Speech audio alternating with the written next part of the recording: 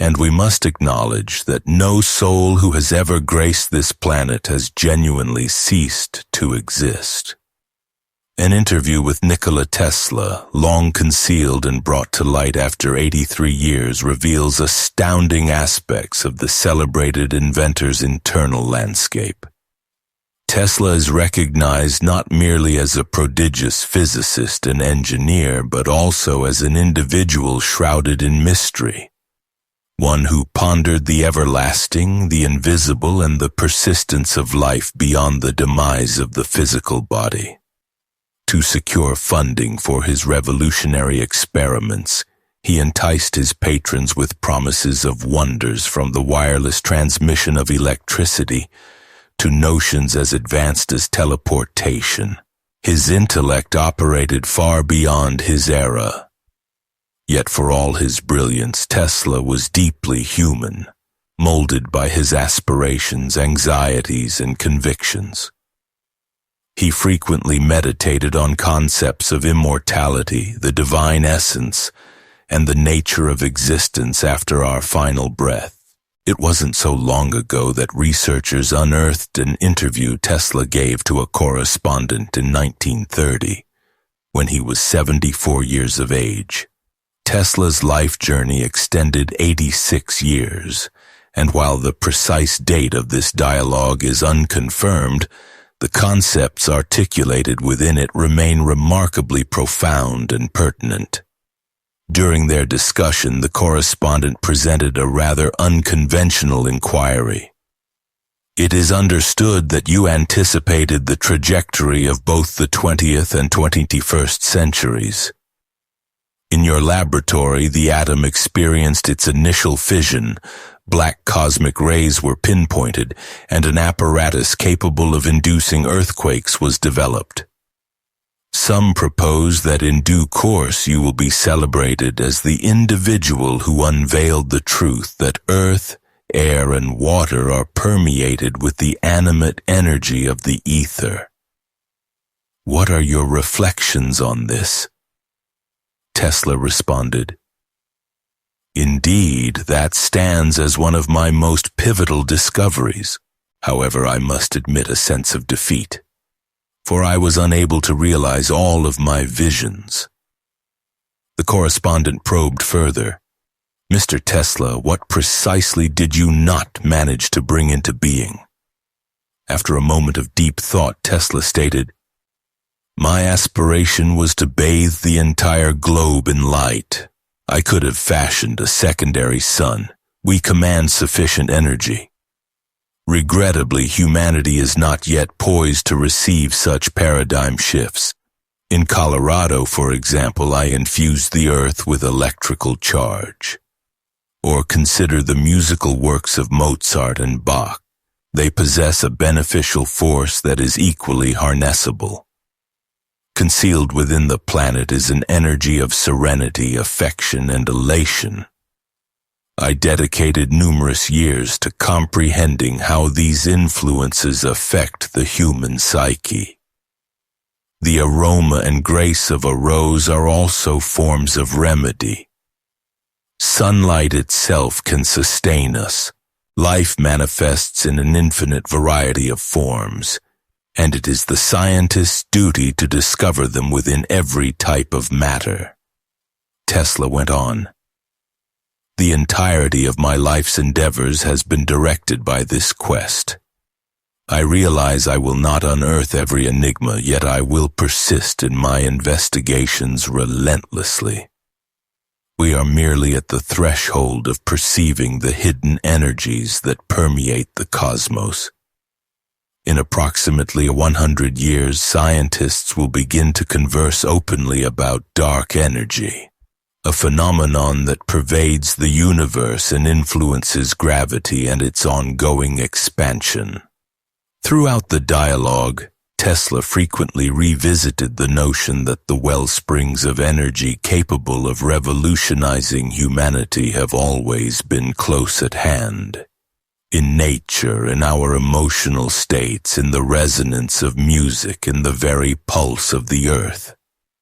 He contended that mankind had for too long sought power externally, neglecting the fact that it resides within. I believe the energy that sustains the universe is more than just a material commodity. It is something more profound. We refer to it as ether. Others may call it the divine spark. Yet the fundamental nature is identical. All forms of life are sustained by this power. It is secreted in the planet's core, in the architecture of light, in the consonance of sounds, and within our thoughts, Tesla affirmed. He asserted that this energy would one day serve as the basis for new technologies capable of nourishing the famished, curing the infirm, and obviating the reliance on destructive energy sources. He observed with sadness that during his lifetime, society was unprepared to embrace such concepts, citing an excess of political maneuvering, avarice, and apprehension of the unfamiliar in the world. Tesla recounted an instance during one of his experiments when he witnessed light vanishing, becoming concentrated at a singular point in space, as if a celestial body were consuming itself. I identified a star capable of disappearing. My calculations suggest it resides within our galaxy. Its light is so concentrated that it could be contained within a sphere the size of a grapefruit, yet its mass would exceed that of the entire solar system. He indicated that these observations would later prefigure the theory of black holes, a subject scientists would only begin to explore decades thereafter. He also discussed religion with keen interest, albeit without any trace of fanaticism. In his estimation, no single religion could lay claim to absolute truth. He maintained that all are merely reflections of the universal human aspiration to comprehend the origin of life and one's individual purpose. Religions and philosophies, he stated, are endeavors to articulate the infinite using finite language. They might offer utility, but they hold no true weight on the cosmic scale. God, as I perceive him, is in boundless force. It is the energy whence all things arose, but it does not pass judgment. It does not inflict punishment. It simply is. He chose his words carefully, wary of inciting public disapproval, for in the early 20th century, such notions could jeopardize a scientist's standing. However, in the private setting of his conversation with the journalist, he was forthright. Gravity, he declared, is what we must comprehend to master flight. I am not aiming to devise flying contraptions. I wish to instruct people to fly through the power of their own consciousness. My objective is to harness the energy already present in the atmosphere. A true void does not exist, neither on Earth nor in the cosmos, he elaborated.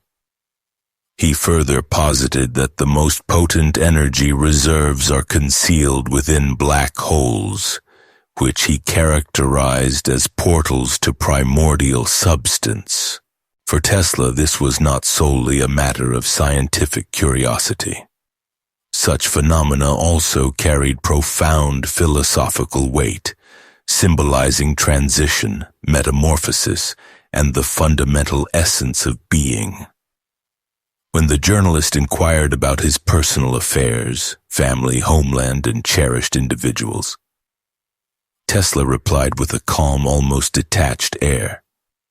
I have never had a spouse or offspring. Only in solitude can one dedicate oneself entirely to the observation of the world and its enigmas. A family demands energy, a resource I did not possess in surplus. All that I had I devoted to my work. Despite this detachment, he was a man of profound feeling. When the discussion shifted to human inconsistencies, to the observation that his pronouncements sometimes included disparate or even contradictory concepts. Tesla offered this clarification. In the Genesis, there was energy from which matter emerged. Matter is merely a state in which energy is contained. Everything we perceive, stars, planets, human forms, a simple wooden chair, is light condensed to a particular state. Light that originated from the primal source. Consequently, death is an illusion. There is only transformation. He articulated this with the assurance of one for whom it was not mere hypothesis but insight acquired through direct experience. He further stated, "None among those who have ever lived have genuinely perished, because energy is unending, and life is a manifestation of energy. The physical form departs, but the core essence, the distinct vibration, does not vanish." These notions naturally echo religious doctrines, but Tesla was keen to point out that he reached them not via faith, but through scientific inquiry. Concurrently, he did not refute the concept of the divine. God is light. It is the foundational energy from which all creation sprang. This light is without form. It demands no veneration. It simply is. It resides in all things, within us in the atmosphere among the stars. People ascribe human characteristics to God to facilitate comprehension. But the authentic power of God is found in his impersonality and infinitude. The dialogue reverted once more to the subject of death. Tesla affirmed he held no fear of it, viewing death not as a conclusion but as a reversion. He likened it to a wave merging back into the ocean. You will not cease to exist because you were never truly born. You have perpetually existed in some manifestation or another. We are but transient occupants of these physical shells in this particular realm. When all concludes, we will merely transition to a different state. All is energy, and it never ceases to be. Such declarations did not align with the scientific paradigms of his era, yet they were also challenging to disprove. Indeed, much of what Tesla articulated was subsequently corroborated by advancements in quantum physics and astrophysics. When the journalist posed a query regarding the essence of electricity, Tesla offered a smile, the first during their entire exchange. Everything is electricity.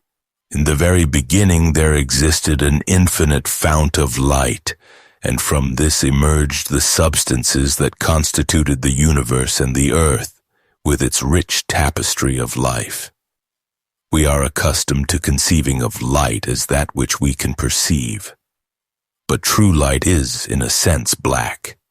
It conceals within itself the paramount mystery of the cosmos. A single quantum of this true light can harbor nuclear, chemical, mechanical, and as yet undiscovered forms of energy. One such particle possesses enough potency to shift the orbit of our planet. The journalist, taken aback, inquired, "You assert that all matter is a form of light?" "Precisely," Tesla confirmed. "Light or energy is primary. All else is derivative. Matter is essentially light solidified into a distinct pattern. Once you grasp this, you understand that all living entities are interconnected. We are not merely physical bodies, we are waves, vibrations, components of an immense spectrum." He spoke with a serene conviction, like one who had glimpsed realities hidden from ordinary view. Then the journalist delicately broached a subject Tesla had alluded to in other compositions, the idea of cosmic pain. "You frequently speak of a kind of suffering that pervades the universe. What is the meaning of this?" Tesla paused, then responded, Cosmic pain is the sensation experienced by the soul when equilibrium is broken. Many remain oblivious to it, yet it is the root of ailments, hardship, destitution, conflicts, and all the calamities of human existence.